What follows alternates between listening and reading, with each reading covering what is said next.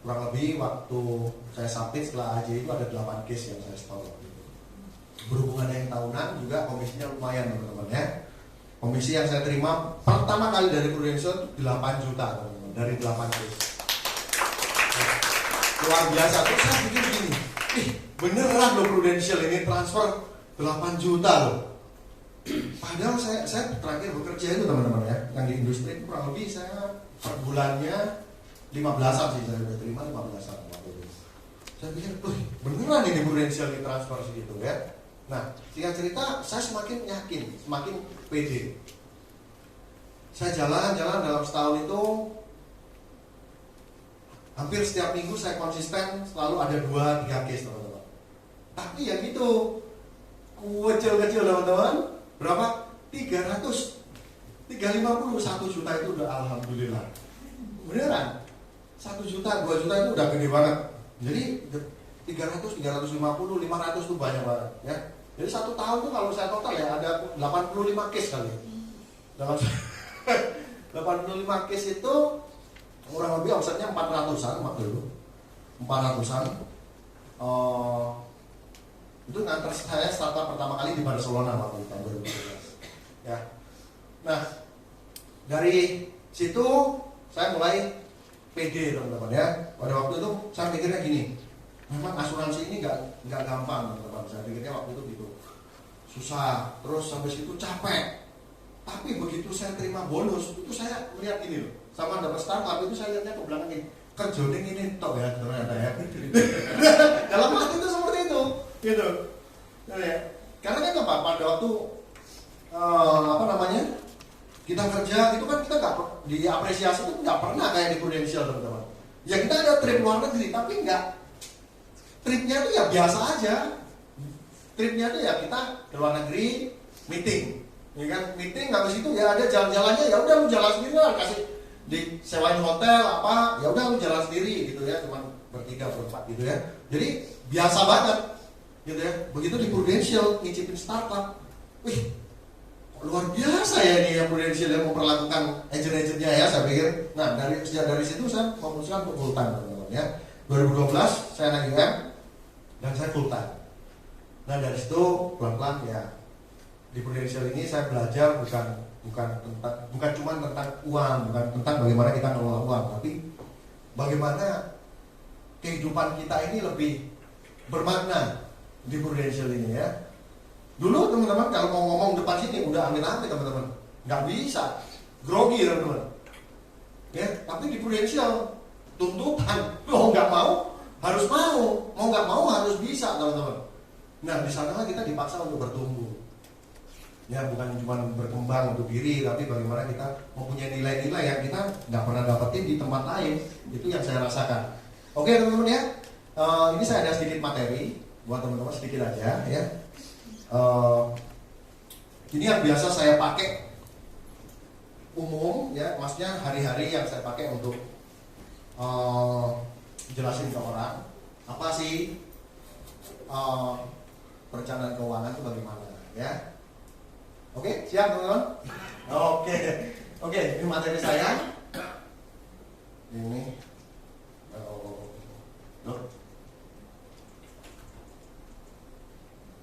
ini pointernya di mana ini? Kiri kan, Pak. Kiri. Pointernya di bawah. Loh. Pointernya di bawah. Balik-baliknya. Baliknya. Oh, alah. Oke.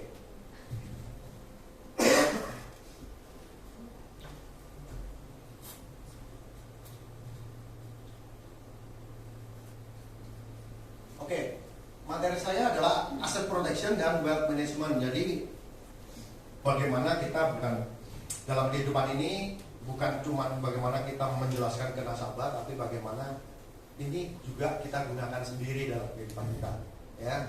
Karena kehidupan ini kita, kalau menurut saya kita nggak cuma harus pintar kerja, teman-teman. Pintar kerja adalah sebuah keharusan, nggak bisa ditawar, ya.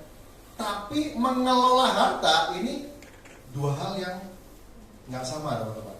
Ya, teman-teman sering dong dengar artis bangkrut, bener nggak? Ya. Pinter nggak cari duit? Pinter, kok bangkrut? Nah, Dua hal yang berbeda. Mereka hanya tahu bagaimana dia cari duit, tapi untuk mengelola dia nggak ngerti, teman-teman. Ya, nah di sini kita bahas sedikit nanti ya. Nah, tujuan orang merencanakan keuangan, teman-teman, ya, merencanakan hartanya. Yang pasti setiap orang ingin menikmati hidup dan mencapai setiap perencanaannya dengan bijak. Dapat mencapai setiap tujuan keuangan yang sudah direncanakan dengan bijak. Artinya apa? Dalam kondisi apapun, dalam kondisi sehat ataupun tidak, dalam kondisi hidup ataupun tidak, tujuan keuangan tidak boleh gagal. Itu artinya plan wisely. Ya. Nah, ini 3 tujuan dalam perencanaan harta. Pastinya menciptakan, mengembangkan, dan menjaga. Menciptakan ini apa, teman-teman? Artinya apa? Pada waktu kita masih kuliah atau masih sekolah, belum punya keahlian apa-apa. Setelah lulus sekolah, harapannya apa? Kita bisa mendapatkan pekerjaan yang layak. Benar ya? Ada yang masih kuliah di sini? Nggak ada ya? Ada ya? Oke, harapannya apa setelah lulus kuliah? Bekerja. Bekerja yang seperti apa? Ikut orang. Oke, harapannya ikut orang supaya apa? Dapat duit. Duit yang seperti apa? Duit yang bagaimana? Maksudnya duit itu kan macam-macam. 500.000 pun duit, gitu ya. Harapannya pastinya ingin dibayar mahal. Benar ya?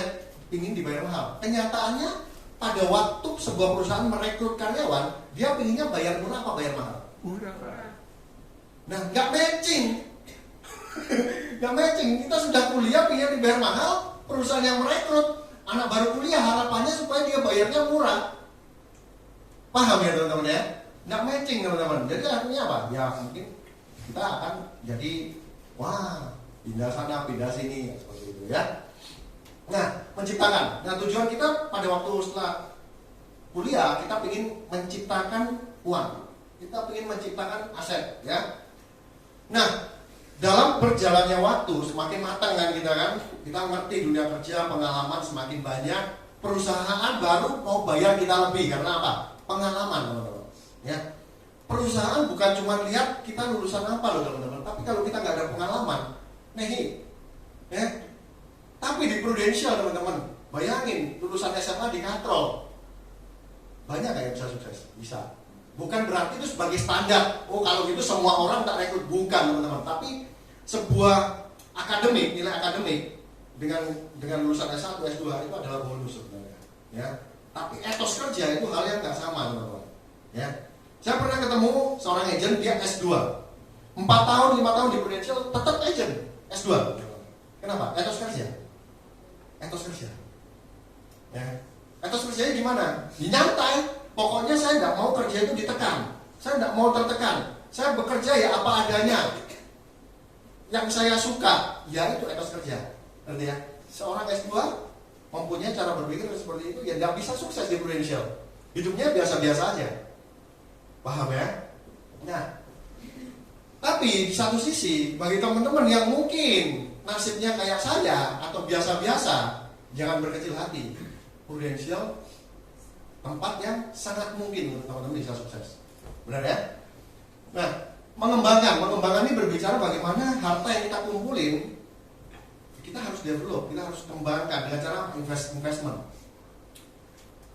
Mau nggak mau, dunia menuntut kita untuk belajar bagaimana kita menginvestasikan uang kita atau uang kita akan kena inflasi, teman-teman. Ya, contoh misalkan. Saya punya anak misalkan 10 tahun lagi mau kuliah. Katakanlah butuh biaya kuliahnya 1M misalkan. Saya cuma tahu bekerja, teman-teman, dan saya cuma punya rekening bank. Nah, kalau saya butuh 1M, artinya per tahun saya harus nyisikan berapa? 100 juta dong, bener ya? 100 juta. Nah, kalau saya paham berinvestasi dan saya ngerti bagaimana saya harus menginvestasikan uang saya, mungkin untuk mencapai 1 miliar saya nggak perlu 100 juta per bulan, per tahun. Mungkin cuma 60%-nya, teman-teman. Artinya dengan 600 juta saya bisa dapat sama-sama dapat 1M di akhir periode. Nah, itu kenapa? Ini adalah sebuah tuntutan. Mau nggak mau kita dipaksa untuk kita bagaimana kita mau ngembangin duit kita. Kalau enggak kita akan ketinggalan teman-teman ya. Uang kita akan semakin susut. Ya. Nah, setelah kita pinter nih cari duit, kita ngerti bagaimana menginvestasikan. Bukan cuma sampai di situ. Kita harus jaga, teman-teman. Ya, menjaga ini artinya apa? Sesuatu kalau kita nggak jaga bisa hilang nggak? Bisa, teman-teman. Ngerti ya? Nah, jaga dengan mengembangkan ini nggak sama. Ya. Mengembangkan bisa hilang, bisa habis. Menjaga, memastikan apa yang kita kembangkan pasti tetap ada, teman-teman. Itu arti menjaga, ya. Untuk mendukung gaya hidup dan tujuan hidup, ya. Untuk mendukung gaya hidup ini artinya apa? Dalam kondisi saya sehat, saya hidup, atau kondisi saya tidak sehat, atau saya sudah tidak hidup lagi, saya harus memastikan gaya hidup keluarga saya tetap sama. Benar kan? Lalu tujuan hidup, saya pastikan dalam kondisi saya hidup, dalam kondisi saya tidak hidup, saya sehat atau tidak sehat, tujuan hidup keluarga tidak boleh gagal. Itu tujuannya, teman-teman. Tujuan untuk mengelola, ya. Nah, akhir dari cerita, bagaimana kekayaan ini didistribusikan pada saat kematian dengan cara yang paling efisien dan murah. Karena kalau kita ngomong mengenai waris, itu bukan hal yang seperti balikin telapak tangan. Saya nggak ada, ya udah nanti tinggal jadi punya istriku, punya anakku. Nggak sesimpel itu, teman-teman. Ya, banyak proses hukum yang dilibatkan sehingga membuat aset yang tadinya banyak ini bisa jadi hilang. Aset yang banyak bisa jadi susut. Ya, jadi banyak prosesnya. Sampai sini teman-teman ada yang mau tanya ya? Saya santai aja teman-teman ya. Kok sampai jam berapa? 3:30. Jam 12 ya. Oke, 1 jam lagi. Oke, teman-teman. Teman-teman kalau mau nanya langsung nanya teman-teman ya. Jadi kita santai aja ya sesinya. Soalnya kalau materi berat, tegang, hilang kabeh teman-teman ya. Pulang keluar blank ya. Jadi kita buat santai ya. Nah, ini adalah gambar siklus kehidupan finansial setiap kita teman-teman ya. Apa? Lahir, sekolah, menikah, tua, menua dan meninggal ya. Masa hidup cuma isinya lahir, kerja, cari duit, tua, meninggal. Masa cuma begitu doang ya kan? Nah, ini semua isinya adalah menggambarkan kebutuhan finansial itu bukan dimulai sejak dewasa, tapi mulai sejak kecil atau sebelum lahir, teman-teman. Benar nggak? Pada waktu kita kalau ibu-ibu yang punya anak hamil itu kan sudah biaya, ya, sudah biaya.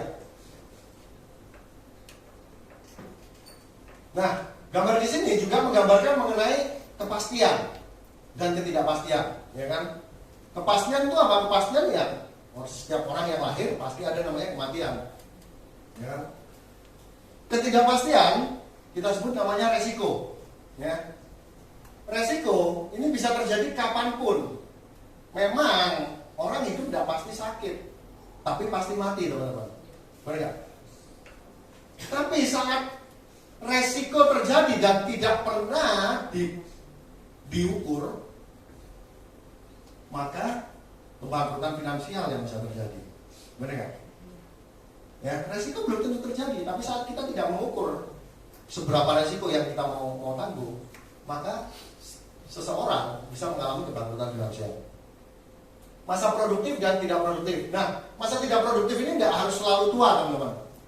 Masa tidak produktif ini bisa saja terjadi di usia muda, bisa saja terjadi di saat baru lahir.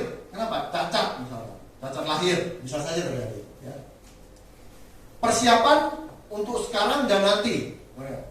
Apa yang dipersiapkan? Ya banyak, termasuk setiap persiapan atau tujuan keuangan membutuhkan namanya biaya, membutuhkan namanya target dana, benar nggak? Target dana. Ya misalkan anak sekolah kan harus butuh persiapan, benar nggak? Anak sekolah masa depannya gimana, dananya berapa, investasinya gimana, ya kan? Nah, ini yang saya sering ceritakan ke prospek saya atau nasabah saya, teman-teman. Apa sih bedanya antara rekening tabungan, investasi dan proteksi, ya kan? Nah, saving berbicara mengenai kas, tabungan, dan deposito, teman-teman ya. Liquid berbicara mengenai likuiditas, ya. Sifatnya, kalau kita punya rekening apa? Buka dan tutup, bener ya? Kalau kita butuh, ya kita buka. Kita nggak butuh, ya kita tutup rekening kita, bener ya? Teman-teman di sini ada yang nggak punya rekening bank? Ada? Nggak ada ya, semua punya ya? Bukan orang zaman batu lah.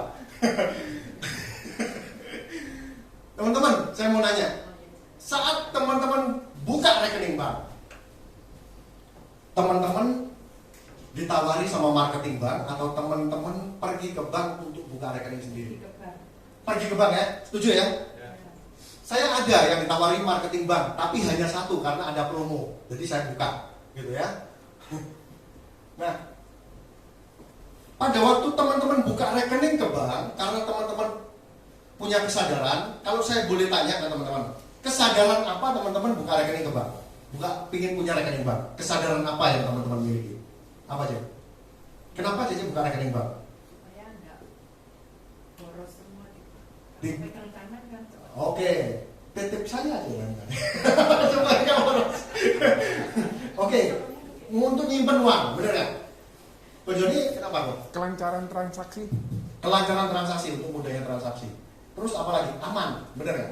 Aman. Nah, itu kesadaran yang kita miliki loh teman-teman. Untuk kita datang ke bank, buka rekening bank, bener ya? Nah, investasi. Nah, investasi ini berbicara mengenai ketidakpastian, bener nggak? Dan jangka panjang, teman-teman. Ya, investasi pasti nggak, teman-teman? Nggak pasti, teman-teman. Yang pasti apa? Yang pasti itu tagihan kartu kredit itu loh, bunganya itu naik terus, teman-teman. Nggak mungkin turun ya kan? Kalau utang kartu kredit itu bunganya naik terus. Kalau investasi naik turun ya. Nah, tujuan orang berinvestasi harapannya saya beli waktu harga murah, waktu naik tak jual, benar nggak? Ya kan? Untungnya jangka panjang untuk ambil keuntungannya. Kalau mau untung jangka cepat, bisnis, ya kan?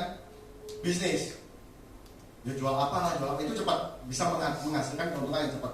Namun dalam berbisnis ada namanya untung, tapi bisa buntung, bisa rugi, teman-teman. Ya, ada resikonya.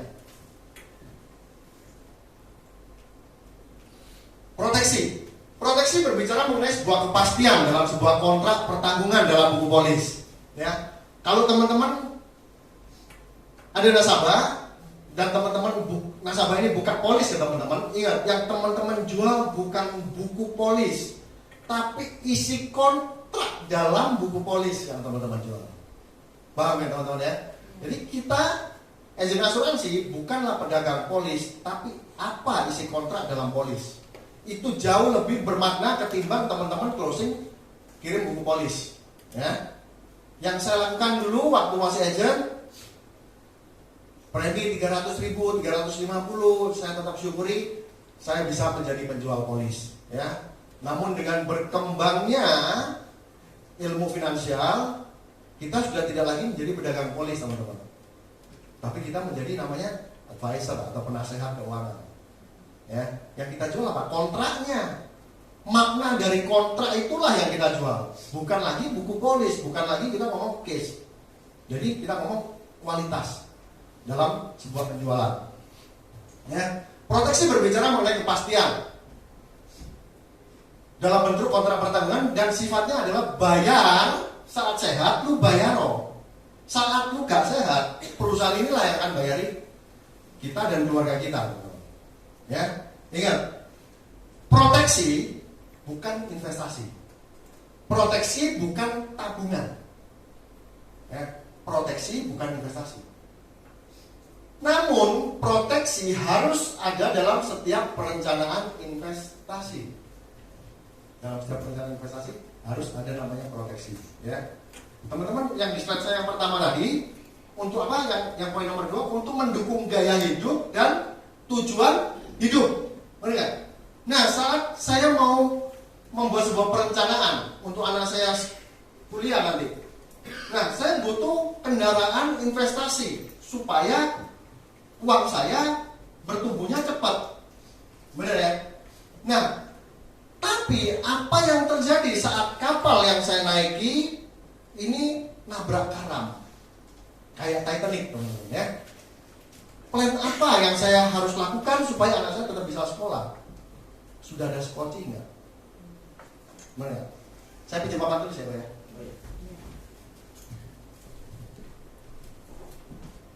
Spidol.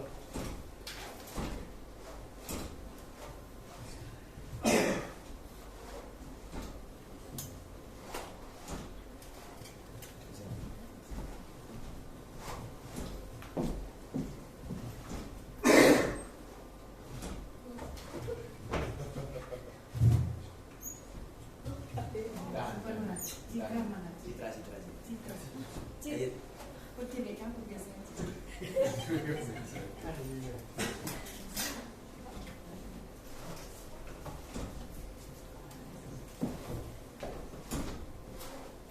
Biasanya Isa. Coba.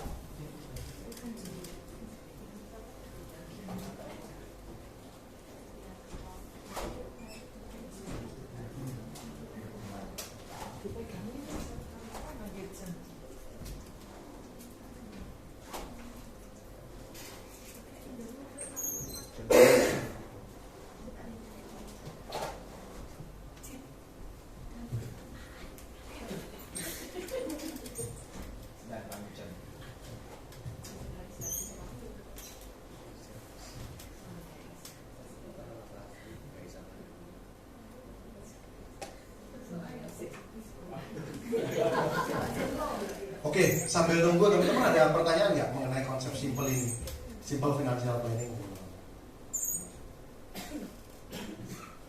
Kalau dulu teman-teman, kita bukan cuma teman-teman, termasuk saya selalu jualnya dulu ini tabungan.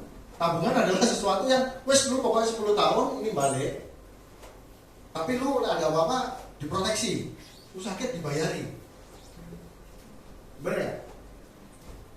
Hari ini teman-teman ada yang masih pakai teknik mis-selling seperti itu? Enggak ada teman-teman ya, jangan ya teman-teman ya. 10 tahun yang lalu, iya. 10 tahun yang lalu. Luar biasa. Kok Joni, kok baju kumbang sih? Udah apa kok Joni? Di satu di mana?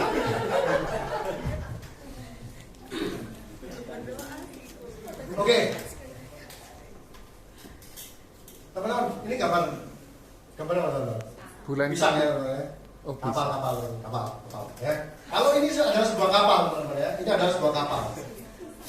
Saya kasih layar teman-teman, kecil gini teman-teman. Kapalnya gerak